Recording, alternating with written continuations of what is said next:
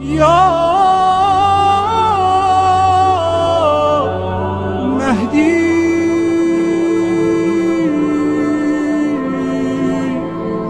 مددی۔ اعوذ باللہ من الشیطان الرجیم، بسم اللہ الرحمن الرحیم۔ تمام تعریفیں اس پروردگار عالم کے لیے ہیں جو عالمین کا پالنے والا ہے۔ درود و سلام ہو محمد و آل محمد علیہ الصلاۃ والسلام پر۔ عزیز ناظرین، السلام علیکم ورحمۃ اللہ۔ آپ سبھی کا استقبال کرتے ہیں پروگرام مہدویت میں۔ اگر آپ کو یاد ہو کہ پچھلے ایپیسوڈ میں اس ٹاپک پر امام کو لے کر کے گفتگو ہوئی تھی کہ امام کے سلسلے سے کتابیں جو یعنی بہت ہی قدیمی کتابیں جو بہت پرانے دور میں جو لکھی گئی، تو آقا نے بتایا تھا کہ خود امام کی ولادت سے پہلے جو کتابیں لکھی گئیں، ولادت کے بعد جو کتابیں لکھی گئیں، اہل بیت کے چاہنے والوں نے جو کتابیں لکھیں، اور پھر دیگر فرقے والوں نے بھی جو کتابیں لکھی اور ان میں کتنی حدیثیں، یہ ساری ڈیٹیل پچھلے ایپیسوڈ میں آپ کی خدمت میں پیش کی گئی ہے۔ آج ایک نیا رخ امام کی زندگی کا کہا جائے کہ امام کی ولادت سے جس پہلے کے جو حالات تھے، جو حکومت کرنے والے لوگ تھے، وہ کیسے حالات تھے، آئیے ذرا اس پر بات ہوگی انشاءاللہ۔ ملاقات کرواتے ہیں حجت الاسلام والمسلمین علی جناب مولانا کمال احمد خان صاحب سے۔ السلام علیکم ورحمۃ اللہ۔ وعلیکم السلام ورحمۃ اللہ وبرکاتہ۔ آقا یہ اب یہاں سے بات کرنا چاہتے ہیں، جیسا کہ ہمیں ناظرین سے کہا کہ امام کی ولادت سے پہلے کے جو حالات تھے وہ بہت ہی خوشگوار تھے یا اچھے نہیں تھے، کیسے تھے، وہ ذرا بیان فرمائیے۔ بسم اللہ الرحمن الرحیم وبہ نستعین وہو خیر المعین۔ جی بہت ہی اہم سوال آپ نے پوچھا کہ ہمیں معلوم ہونا چاہیے کہ ایک امام کے زمانے کا دور کیا تھا، کیسے حالات تھے، کیا سسٹم تھے، کس طریقے سے سختیاں تھیں، مصائب تھے، آرام تھے، چونکہ تاریخ اور چیزوں کو سمجھنے میں بہت آسانی ہوتی ہے جب آپ اس دور کو سمجھ جائیں کہ حالات کیسے تھے۔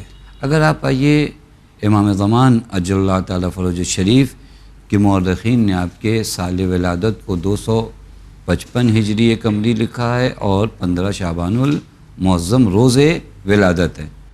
آپ کی اس ولادت سے پہلے کے دور پر ایک دائرانہ نظر ہے، نہیں ہلکے جو، چونکہ اگر بہت ڈیٹیل میں جائیں تو ہمارا وقت بھی اجازت نہیں دے گا کہ بہت ڈیٹیل میں ان چیزوں کو بیان کیا جائے۔ ڈیٹیل میں جانے کی چیزیں ہیں، ہاں بہت ہی ڈیٹیل میں جانے کی چیزیں ہیں کہ جہاں پر غور کیا جائے کہ امام کی ولادت سے پہلے وہ افراد جنہوں نے ظلم و ستم کا بازار گرم کر رکھا تھا وہ کیا چاہتے تھے کہ ولادت ہو نہ ہو، کس طریقے سے۔ بالکل میں ایک اختصار سے یوں بیان کروں کہ جس طرح جناب موسیٰ کے آنے سے پہلے فرعون وقت ہر ممکن کوشش کر رہا تھا کہ جناب موسیٰ کی ولادت نہ ہونے پائے، اسی طریقے سے اس دور کے ظالم بادشاہ فرعون وقت بنے ہوئے تھے اس فخر موسیٰ کو نہ آنے دینے کے لیے۔ اچھا، میں بھی آپ کی خدمت میں حالات اگر پیش کروں گا، ایک دو روایات سے آپ سمجھ جائیں گے کہ کتنے سخت دور سے امام حسن عسکری گزر رہے تھے، چونکہ ابھی امام زمان اجل اللہ تعالیٰ فروج الشریف کی تو ولادت ہوئی نہیں۔ امام عسکری علیہ الصلوۃ والسلام کو رکھا ہی گیا کہاں پر؟ سامرہ میں۔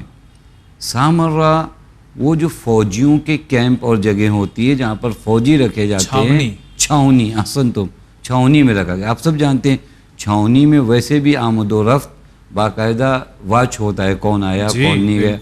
اس چھاونی میں بھی حضرت کا گھر قید خانہ ہی تھا۔ حضرت کو اس مدت میں یعنی پھر امام، یعنی 6 سال سے زیادہ حضرت قید خانے میں رہے، اس چھاونی میں رہنے کے بعد۔ یعنی کس قدر سختیاں تھیں، کس قدر مشکلات تھیں۔ میں ایک روایت آپ کی خدمت میں عرض کروں کہ حالات کیسے تھے۔ ایک راوی ہیں جنہوں نے نقل کیا امام حسن عسکری علیہ الصلوۃ والسلام سے، داؤد ابن اسود، دور کو سمجھیے کہ داؤد ابن اسود کہتے ہیں ایک مرتبہ میں مولا کی بارگاہ میں گیا، حضرت نے مجھے ایک عصا، وہ چھڑی نہیں ہوتی جس سے بعض بزرگ ٹیک لگا کر راستہ، حضرت نے وہ عصا مجھے دیا کہ فلاں جگہ امروی کو پہنچا دو یہ عصا۔ تو مجھے نہیں سمجھ میں آیا کہ یہ عصا حضرت نے مجھے دیا ہے فلاں جگہ پہنچانے کے لیے۔ کہ میں وہ عصا لے کر چلا، اور کبھی کبھار آپ نے بھی دیکھا ہوگا بعض گلیاں کیا ہوتی ہیں، بہت ہی پتلی ہوتی ہیں نا، کہ اگر ادھر کوئی چیز رک جائے تو ہمارے زمانے میں بھی ٹریفک لگ جاتی ہے. جی جی. یہ ادھر سے جا رہے تھے, وہاں سے کوئی اپنا جانور لے کر لکڑیوں کا بوجھ جا رہا تھا اور کافی جو ہے دھیرے دھیرے جا رہا تھا, تو ان کو جلدی جانا تھا. تو کبھی کوئی جانور کو ہلکے سے مارا نہیں جاتا ہے. جی جی جی. تو انہوں نے اس چھڑی سے, اس عصا سے اس جانور کو ہکانے کے لیے تھوڑا چاہیے کہ وہ چھڑی ٹوٹ گئی, وہ جو حضرت نے عصا دیا تھا. اب جب وہ عصا ٹوٹا تو اس میں خط نکلنے لگے. آپ سمجھیے گا دور کیا حال ہے. اب انہوں نے خط جلدی جلدی جمع کی اور پھر اس کے بعد پہنچایا جہاں پہنچانا تھا. آ کر حضرت سے بتایا کہ مولا وہ جو عصا تھا اس میں خطوط تھے. وہاں پر آپ دور کو سمجھیے جو حضرت نے ان کو جواب دیا. حضرت نے فرمایا تم نے یہ کام کیوں کیا, کیوں کسی سے اس طرح برخورد کیا کہ جو کام دیا جائے, جو ذمہ داری دیا جائے صرف وہی کرو. زمانہ غیر معمولی ہے, یعنی زمانہ ٹھیک نہیں ہے. وہاں حضرت فرماتے ہیں اذا سمیت لنا, اب دور کو سمجھیے, اذا سمیت لنا شاتمن فمزل سبیلک, اگر کوئی ہمیں برا بھلا بھی کہے تو رکو مت, ڈیفنس کرنے کے لیے مت رکو. حالات ایسے, اپنا راستہ طے کرو. یعنی تم جن ذمہ داریوں کو طے کرنا ہے تم اسے طے کرو, تم رکو نہیں. التی امرت بہا, یعنی جو ہم نے حکم کیا وہ کام کرو. درمیان میں بیچ میں کوئی کام نہ کرو چونکہ حالات مناسب نہیں ہیں. حضرت فرماتے ہیں وَإِيَّاكَ أَن تُجَاوِبَ مَن يَشْتَمُهَا اور تُعَرِّفُهُ مَنْ أَنْتَ, کسی سے لڑو مت, کسی سے باتیں مت کرو, مجادلہ مت کرو, یہاں تک کہ اپنے آپ کو بھی پہچان نہ کرواؤ کہ میں کون ہوں. پھر حضرت نے وہ جملہ فرمایا فَإِنَّا بِبَلَدِ سَوْءٍ وَمِصْرَ سَوْءٍ, ہم ایک ایسے شہر میں رہ رہے ہیں جو مناسب شہر نہیں ہے. تو وہ جو فرما رہے ہیں یہ حالات ہیں اس دور کے. میں نے ایک اور روایت دیکھا, یعنی یہ ضروری ہے چونکہ امام زمان کی ولادت سے پہلے کے حالات کیا ہیں ہمارے ناظرین, سامعین اور تمام مومنین کا جاننا ضروری, تب وہ سمجھ میں آئے گا کہ حضرت کی ولادت اتنی مخفیانہ کیوں ہو رہی ہے. اور یہیں سے آگا ایک یہ بھی پیغام مل رہا ہے کہ کبھی بھی کہیں کسی بھی ملک کے بھی حالات جب خراب ہوں تو کس طرح سے امام نے بتایا ہے احسن, تم کہ ہمیں کس اپنے طرح سے وظائف اور اپنی ذمہ داریوں کو تمہیں کیا کرنا ہے, تم اس کو ادا کرو. حضرت وہی بتا رہے ہیں. یہ ایک روایت میں ملتا ہے محمد ابن عبدالعزیز بلخی, یہ کہتے ہیں صبح کا وقت تھا. دیکھیے مولا کا چاہنے والا ہو, ہم لوگ ذریع ہے امام, گنبد امام دیکھ کر کتنا تڑپ جاتے ہیں. بالکل کیسے نعرے لگاتے ہیں, لبیک کہتے ہیں بآواز بلند. اب حضرت یہ خود کہتے ہیں عجیب کشمکش اور عجیب حالات, یعنی اتنے اختناق اور اتنا اس مصائب و مشکلات میں لوگوں کو دبایا گیا کہ اپنے امام کو کھل کے پکار بھی نہیں پا رہے ہیں. محمد ابن عبدالعزیز بلخی کہتے ہیں میں بازار میں بیٹھا تھا, مولا امام حسن عسکری کا وہاں سے گزر ہو رہا تھا. میرا دل چاہا کہ میں لوگوں کو چلا کر بتاؤں کہ یہ حجت خدا تمہارے درمیان سے گزر رہا ہے, تم اس قدر اس حجت خدا سے بے رخی کیوں کر رہے ہو. امام کا چاہنا تڑپ تھی. میں چاہتا تھا, یہ خود کہتے میں چاہتا تھا کہ بآواز بلند چلا کر ان کو کہوں کہ حجت خدا گزر رہا ہے, تم خاموش بیٹھے ہو. پھر اس کے بعد کہتے ہیں میرے دل میں ایک بات ہے کہ اگر میں نے بآواز بلند یہ جملے دہرا دیے تو یہ لوگ مجھے قتل کر دیں گے حکومتی کارندے. یعنی امام کو امام کہنا بھی جرم ہے جس معاشرے میں. احسن تم, اب یہ معاشرہ ہے. کہتے ہیں میرے دل میں یہ گزری بات کہ اگر میں نے یہ کہہ دیا تو یہ لوگ مجھے قتل کر دیں گے. حضرت میرے قریب آتے آتے حضرت نے اپنی انگشت سبابہ کو اپنے ہونٹ پہ رکھا اور ان کو اشارہ کر کے فرمایا انہو هو الکتمان بالقتل, اگر تم نے چھپا لیا تو ٹھیک ہے, اگر نہیں چھپاؤ گے تو یہ لوگ تمہیں قتل کر دیں گے. فاتق اللہ علی نفسک, اپنے جان کی حفاظت کرو. دور دیکھ رہے ہیں کتنا سخت ہے واقعی. ابھی امام زمان اجل اللہ تعالیٰ فروج شریف کی ولادت نہیں. اور ایک بات اور آپ کی خدمت میں عرض کروں اور ہمارے ناظرین اگر ریسرچ اور سرچ کرنا چاہیں, دیکھیے جیسے جیسے امام زمان کی ولادت کے دن قریب آ رہے ہیں ہمارے پہلے کے ائمہ پر سختیاں بڑھتی جا رہی ہیں. اگر آپ امام جواد کو دیکھیے, امام ہادی کو دیکھیے, امام عسکری تک آتے آتے سختیاں بے حد بڑھ گئیں. یعنی ان تمام ائمہ کو دیکھیے ایک مدت سے واچ کیا جا رہا ہے. حکومت کے خاص, چونکہ معلوم ہے کیوں, کیونکہ انہوں نے وہ روایات پڑھی ہیں, انہیں یقین ہے پیغمبر کی وہ روایات جس میں حضرت نے فرمایا تھا, یا ہمارے ائمہ کی وہ روایات کہ حجت آخر الزمان. اب انہیں تو نہیں پتہ کہ زمان ہمارا آخری نہیں ہے. توجہ فرمائیے کہ بعضوں کو یہ لگتا ہے کہ خوب اس ابھی تک حضرت کی ظہور نہیں ہوا تو اس زمانے میں نہیں، انہیں کیسے پتہ کہ یہ زمانے آخر نہیں ہے؟ جی ان کو تو لگ رہا ہے کہ وہ آئیں اور آنے کے بعد ہماری بساط ظلم کو ختم کر دیں گے، لہٰذا ان روایات کو ان لوگوں نے پڑھ رکھا تھا، ہر ممکن کوشش کیا کر رہے ہیں کہ امام زمان کی ولادت نہ ہو۔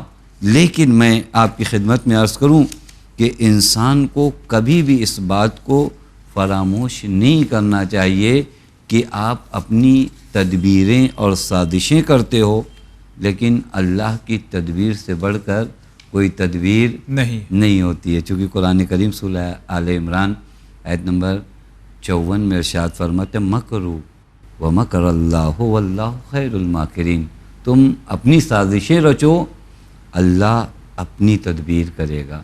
اور پھر اس طریقے سے انہوں نے حتیٰ اگر آپ دیکھیں نا سازشیں، انہوں نے جا کر امام کے گھر میں عورتوں کو بعنوان جاسوس بھیجا۔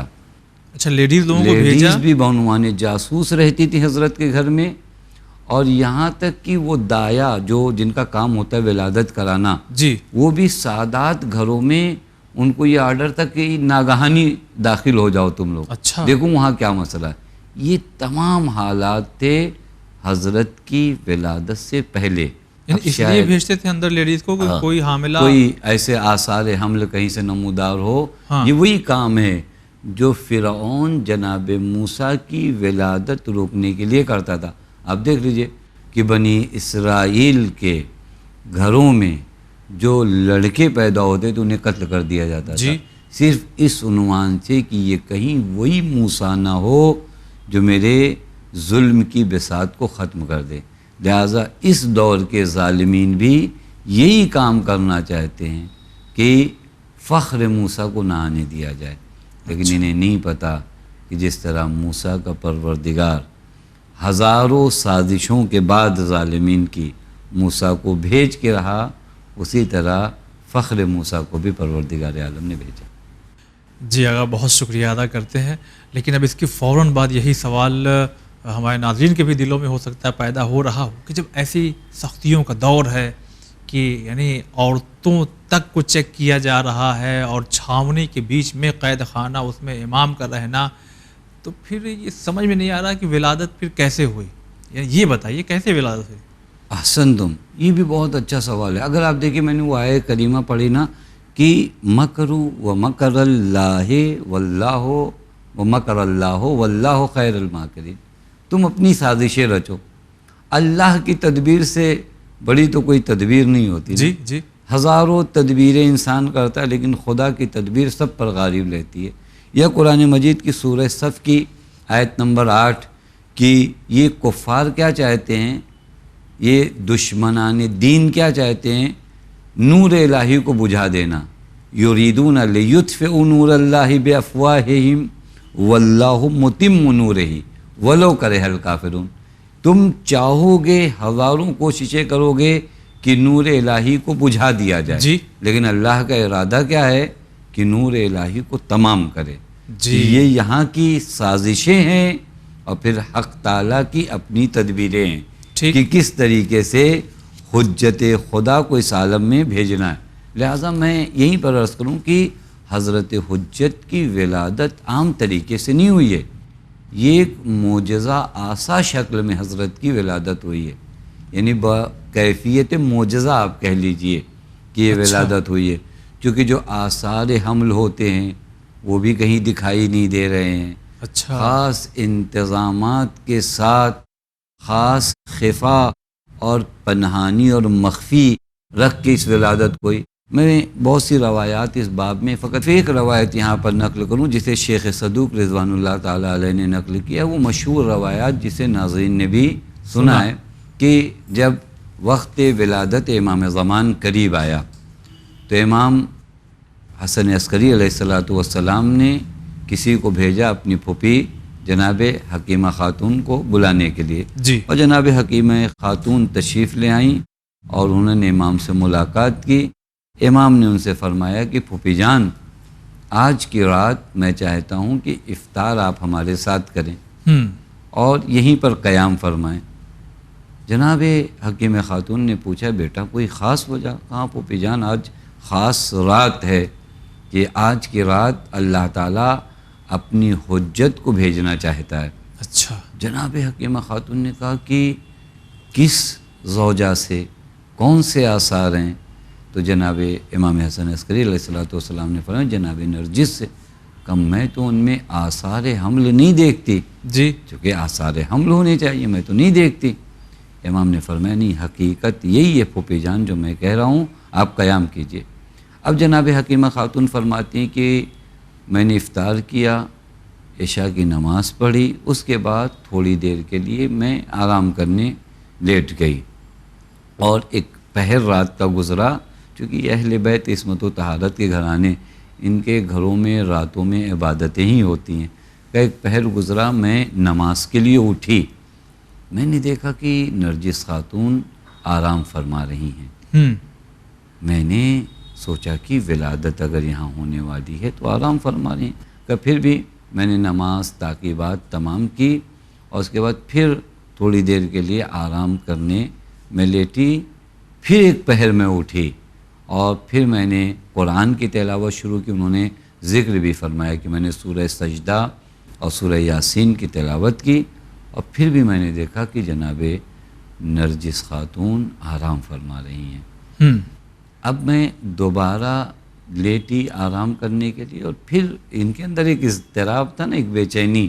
امام نے کہا، امام نے کہا ہے، اور یہاں وہ عام حالات دکھائی نہیں دے رہے ہیں۔ جی، اب یہ پھر اٹھی، فرماتی ہیں کہ اب اس زمانے میں آسمانوں کو دیکھ کر پتہ لگایا جاتا تھا کہ یہ فجر اول ہے یا فجر دوم ہے۔ جی جی، تو میں نے آسمانوں کی جانب دیکھا، آسمان کی جانب دیکھا، فجر اول کا وقت مجھے نظر آیا۔ تب پھر میں نے دیکھا جناب نرجس خاتون کی جانب کی آرام فرما رہی ہیں، لیکن میں نے ناگہانی دیکھا کہ بے چین ہو کر جناب نرجس خاتون اٹھیں۔ اچھا، تب میں دوڑ کر پہنچی ان کی خدمت میں، اور میں نے پوچھا کہ آپ کوئی آثار اپنے وجود میں پا رہی ہیں؟ تو جناب نرجس خاتون نے فرمایا ہاں، ایک الگ کیفیت میں اپنے وجود میں پا رہی ہوں۔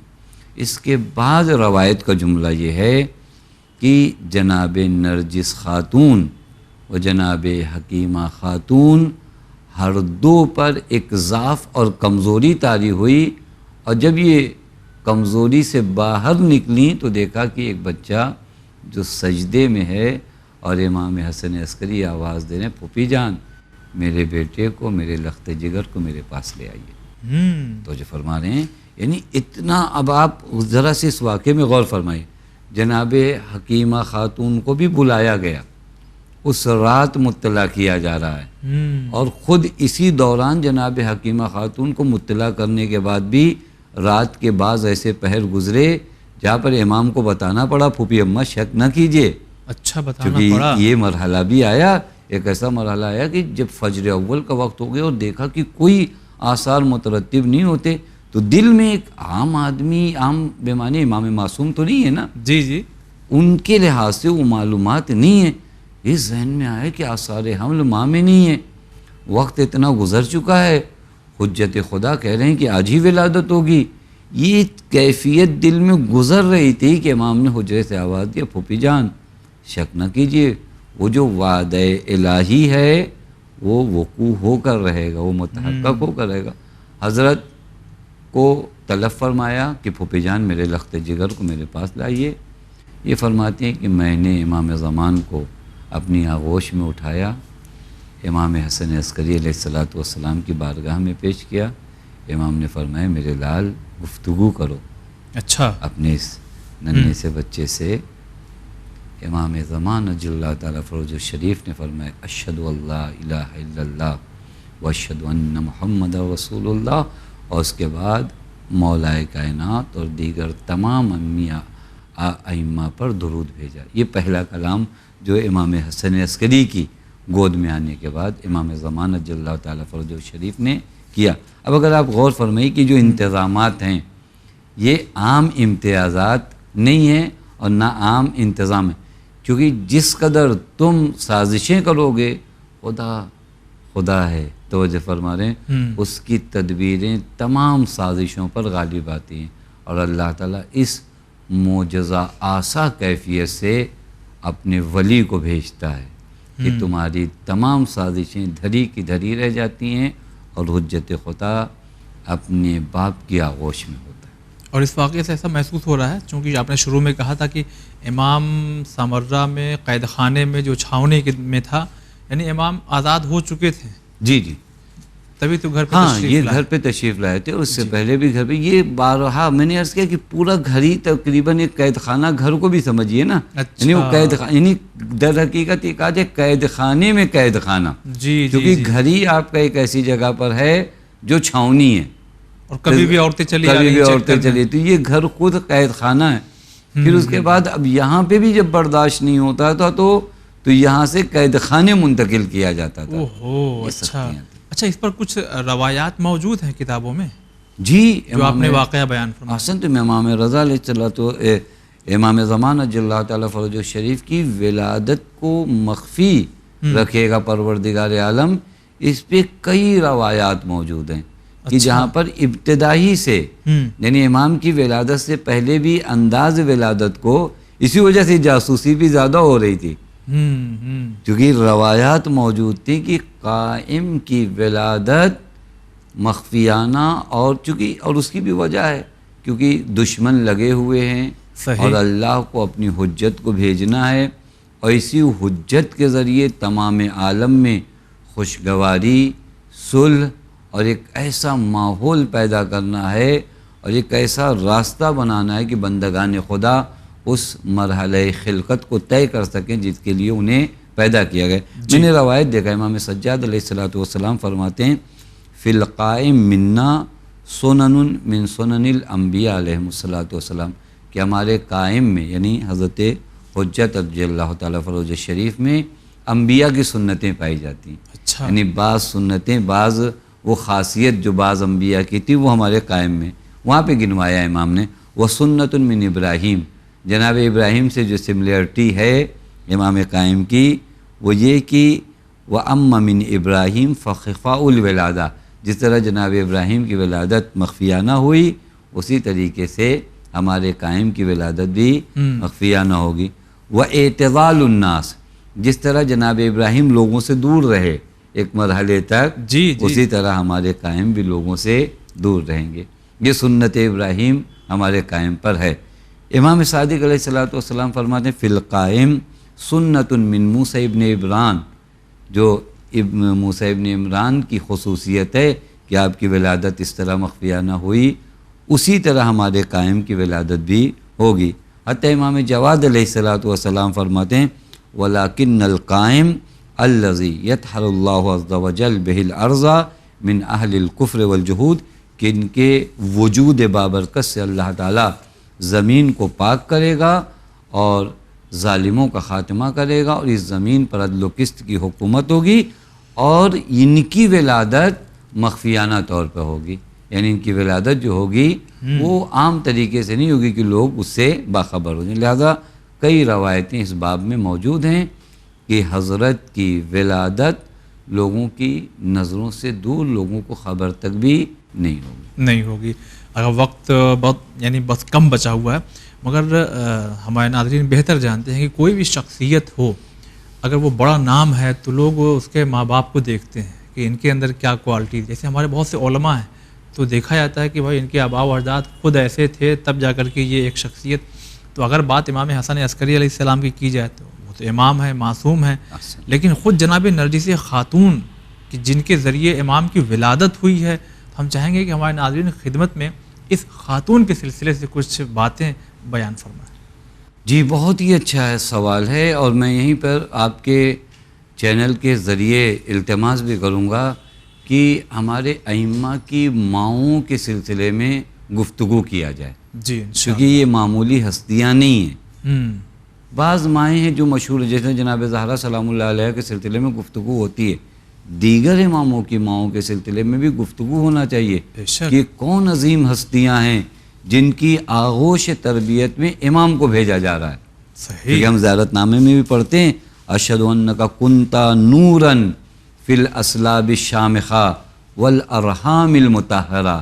یہ رحم کوئی معمولی رحم نہیں ہے, یہ رحم مطہر ہے. یہ کون سا بات ہیں؟ یہ خود ایک ٹاپک ہے کہ ائمہ کی ماؤں کے سلسلے میں گفتگو ہونا چاہیے کہ ذوات کون سی ذوات ہیں. جی واقعی. منجی عالم بشریت امام زمان اجل اللہ تعالیٰ فرج الشریف کی ماں ہونے کا شرف اگر نرجس خاتون سلام اللہ علیہا کو مل رہی ہے یہ شرف، تو وہ ذات کون سی ذات ہوگی. یہ واقعاً قابل تأمل ہے. ہم لوگ وقت کم ہونے کی وجہ سے کچھ باتیں جلدی لیکن ناظرین سے عرض کروں گا اس سلسلے میں اور پڑھیں اور کوشش کریں کہ جانیں تو یہ عظیم ہستی ہے کون. مثلاً جناب نرجس کے نام کے سلسلے کو اگر لے کر آئیے، آپ کا نام نرجس بیان کیا جاتا ہے، سوسن بیان کیا جاتا ہے، سیقل، حدیثہ، ملیکہ، ریحانہ، یہ آپ کے نام ہیں. اور یہاں پر بھی ایک سوال ہے کہ اتنے نام کیوں ہیں؟ جی. تو اس کے بھی بعض علماء جواب دیتے ہیں کہ اتنے نام کی وجہ ایک یہ ہے وہی کہ تاکہ معین نہ ہو پائیں، چونکہ خطرہ امام زمان کی والدہ کو بھی ہے. وہ جو ہم لوگ گفتگو کر رہے تھے کہ خطرات بہت زیادہ تھے، لہذا نام بھی اتنے زیادہ رکھے گا. ایک وجہ تو یہ ہے. یعنی اگر حکومت چاہے کہ مار دے تو سوچے کس کو مار دے. یہ نام کبھی نرجس ہے، کبھی سوسن ہے، کبھی سیقل ہے، کبھی حدیثہ ہے، کبھی ملیکہ ہے، کبھی ریحانہ. ایک وجہ ان مختلف ناموں کی ہے. جی ٹھیک. پھر اس کے بعد اگر آپ آئیے تو کئی روایات اس سلسلے میں ملتے کہ آپ کی والدہ کون تھی، کہاں سے آئی تھی. لیکن ایک مشہور روایت جسے شیخ صدوق رضوان اللہ تعالیٰ علیہ نے نقل فرمایا وہ یہی کہ آپ ایک شہزادی ہیں. تو جو فرما رہے ہیں آپ ایک شہزادی ہیں اور تقریباً بصورت اعجاز، یہ بھی عام طریقے سے نہیں آئیں، تقریباً بصورت اعجاز امام حسن عسکری علیہ السلام کے بیت الشرف تک آئی ہیں. اس روایت کو اس طرح نقل کیا ہے جناب شیخ صدوق نے.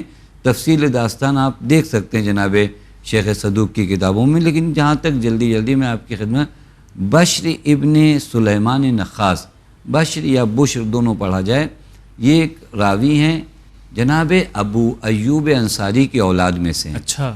امام حسن عسکری کے پڑوسی بھی ہیں. امام نے انہیں کس طرح غلام اور کنیز کو خریدا جاتا اس کے خاص احکام ہوتے ہیں. اچھا. انہیں تعلیم پہلے سے دی تھی.